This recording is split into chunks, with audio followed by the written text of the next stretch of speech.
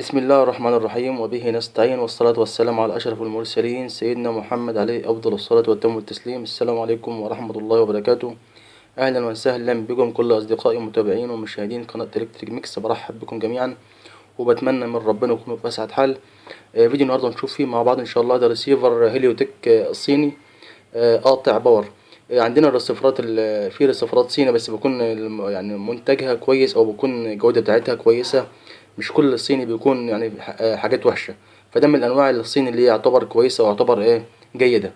هنفتح الريسيفر ونشوف مع بعض هنعمل ايه في الريسيفر ده، نصلحه ازاي. كده فتحنا الريسيفر من جوه، هنشوف مع بعض كده. اول حاجه بص بالنظر عندي هنا على دايره الباور، هنلاقي نبص مع بعض كده، هنلاقي عندي هنا عندي هنا بفايه اهيت. بفايه هنا ضربه خالص اهي ومفرقعه اهي. طيب طالما البفايه دي فرقعت يبقى عندي كده الفيوز ضرب. لو جينا نقيس الفيوز كده، اول حاجه نقيس الفيوز، لان أنا عندي هنا الجهاز لما بحط الفيشه في الكهرباء مفيش عندي هنا اي حاجه، مش بيدي اي حاجه. اجيب وضع البزر او وضع الباز او وضع الصفاره في الافوميتر، وهنقيس الفيوز. الفيوز 100% هيكون قاطع. عندنا الفيوز فعلا قاطع اهوت. نفك كارتة الباور كده سريعا.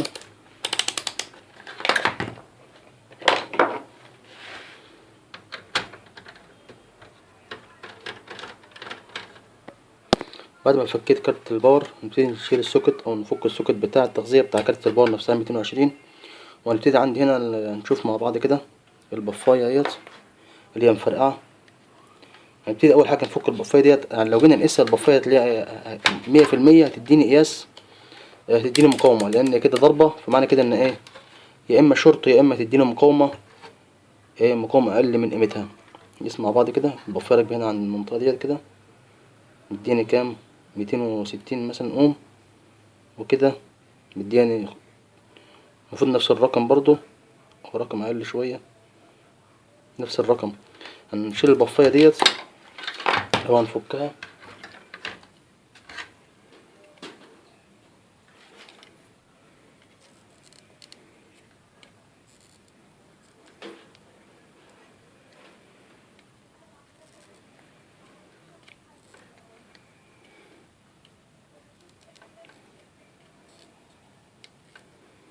البفاية دي على فكرة ما تمنعش ان الجهاز يشتغل.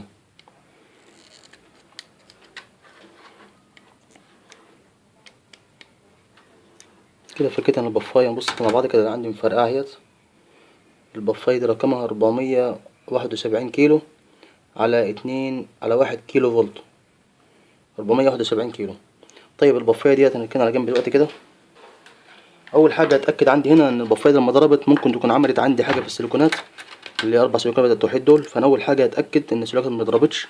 هنقيس السيليكونات كده سريعا، او ممكن بدل ما اقيس السيليكونات نفسها اقيس المكثف نفسه واقيس على المكثف. لو المكثف اداني قياس شرطة وقياس مش مظبوط، يبقى معنى كده ان ممكن يكون عند الاي سي ضربت، لان عندنا المكثف ده الطرف الزائد والطرف الناقص. هنقيس على المكثف كده على مباشرة كده. المقاس مفيش اي مشاكل. لو عكسنا نضرب في الامتر كده بالشكل ده كده برضو كده عندي مفيش اي مشاكل. يبقى كده عندي الناحية بتاعت الاي سي كده مفيهاش اي مشاكل.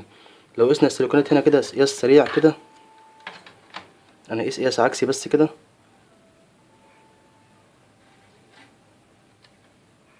كده مفيش، هنا مفيش برضو شورت، هنا مفيش شورت، مفيش شورت. طيب كده اللي عندي مفيش مشاكل. كده ممكن ابتدي اعمل اغير الفيوز والمكثف دوت. انا حاسس كده ان شكله مش كويس، يعني هو شكله كده باين ان هو مش كويس. فاول حاجه اغير المكثف دوت قبل ما نجرب. بسم الله الرحمن الرحيم.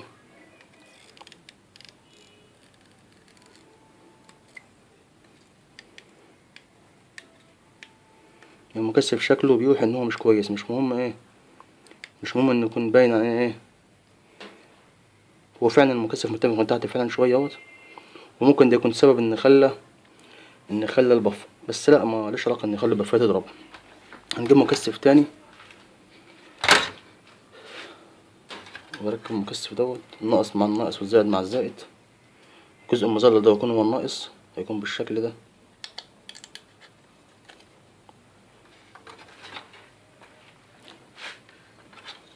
وهجيب القصدير واثبت المكثف.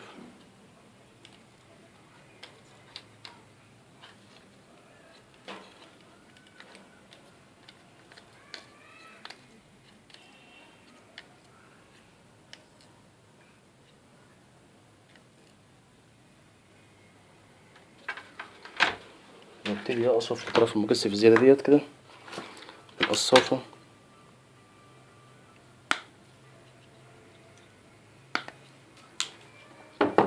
بعد كده هبتدي اجيب فيوز، لان الفيوز ده عندي ضارب، فيوز 250 مللي او 300 مللي، مش مكتوب عليه، كان بشتغل بفيوز يعتبر ايه اقل من نص امبير او في حدود نص امبير. ده فيوز مش مكتوب عليه كام مللي، لكن هو في حدود 300 مللي او 400 مللي. هركبه مكان الفيوز التاني، وهنبتدي نثبت اي مسمار واحد حتى لو كانت الباور.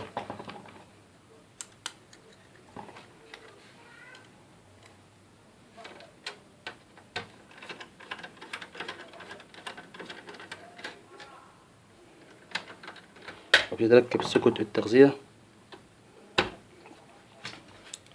وابتدي هجرب على سيريا. في الريسيفرات ممكن اشتغل على سيريا 40 واط مفيش اي مشاكل، هتقوم معايا الباور مفيش اي مشاكل. ولو في حاجه في الباور اللي اشتغل بالسيريا اللي 200 واط، اللمبه 200 واط، لو في حاجه في الباور، لو في حاجه اشتغلت بالسيريا في ال 200 واط في الباور دوت، لو في حاجه الباور هيطير معايا ويتحرق.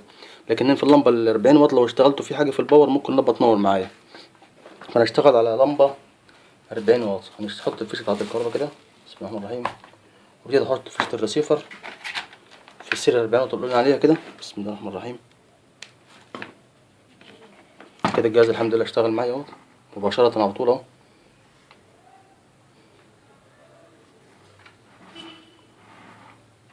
بس الجهاز لسه بيبوت، لسه بيعمل بوت.